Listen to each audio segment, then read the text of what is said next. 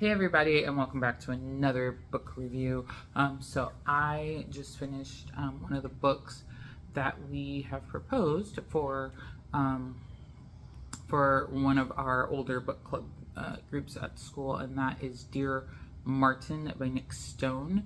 And it was a really good book, really good book. The story is very much relevant, especially to a lot of my kids at school, but also relevant to me.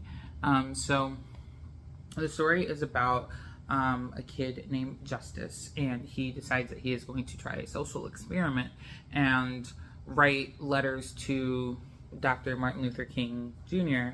And kind of ask him for advice, but also kind of try and live the way that MLK lived.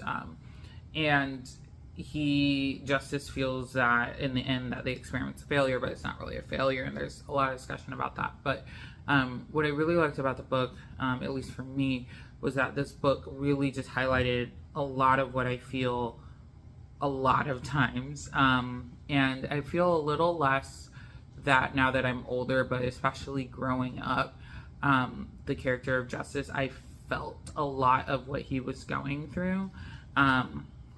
Just the, growing up and not feeling equal to my classmates and my peers and stuff, going to, even when I was in public school. I went to private school, but I also was in public school as well, and I still just never felt equal, and it was constantly questioned, like, my abilities to do anything, not just academically speaking, but also artistically speaking, or fundamentally speaking, athletically speaking. There's always those questions of like, well, are you this way because you're black and I'm white, or people questioning whether you deserve the chance that you get when you're a black person in a white space. And so I felt a lot of that growing up. I felt a lot of what he feels a lot of times. And so it really just spoke to me and stuck out to me, because I was like, I literally have lived this life. The big difference, I think, for me is that I feel like Justice, has the main components of your stereotypical, or what America deems as your stereotypical black male of, single mom, grows up mostly in the hood, and he just happens to be the one that makes it out. But I also liked the juxtaposition as well of how his mom feels about different things. And, she talks about, I sent you to this school because I want you to have these things, or don't want you to have these things. And how she also kind of exhibits some of those stereotypical pieces and some of those stereotypical things. And so it was a very interesting story. I thought it was interestingly written, and that's the reason I don't give it a 5. I hated the writing. I didn't mind. So it's written partially as, just regular narrative, but the author did this thing where it was kind of like present tense, which took a little bit to get it used to. But then, like, there were also parts of it that were written kind of like a play. So instead of, the teacher said this, blah, blah, blah, blah, in a whatever, things just mostly in quotes. It was literally characters and names, which was fine, because I love reading plays.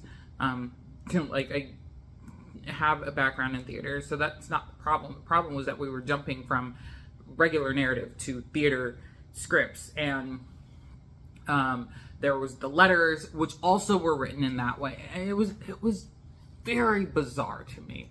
I just felt like we could have done one or the other, but I get why she did it that way, but it was very jarring, and it took me a while to adjust to. I also didn't really like the ending. I felt like it was a safe ending. I felt like it I felt like at the end the characters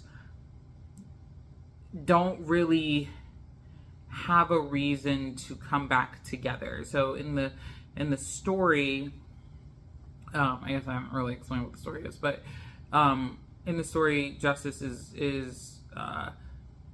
his friend. He and his friend are both shot, and things go through the media and pictures and stuff, and other people at the school try to slander him. And one of the kids kind of comes forward at the end and is like, no, he's actually a good person. We were the idiots. And at the end, they just kind of are like, yeah, we'll be friends and we'll hang out in New York because they go away to college and stuff. And I was like, no, like, this is not just a come back together and be okay. Like, this kid used a ton of racial slurs, was terrible to him. They wouldn't just automatically go back to being friends. Nor would they, be standing here being like, yeah, we're gonna hang out, we're gonna have fun, and all like that. They just wouldn't do that. Not the way that the author wrote the characters. So that kind of bothered me that at the end they were just like, yeah, we're friends now. No. So yeah, it was a safe ending, and I didn't like that. I would have rather it be what it really is, and that is, okay,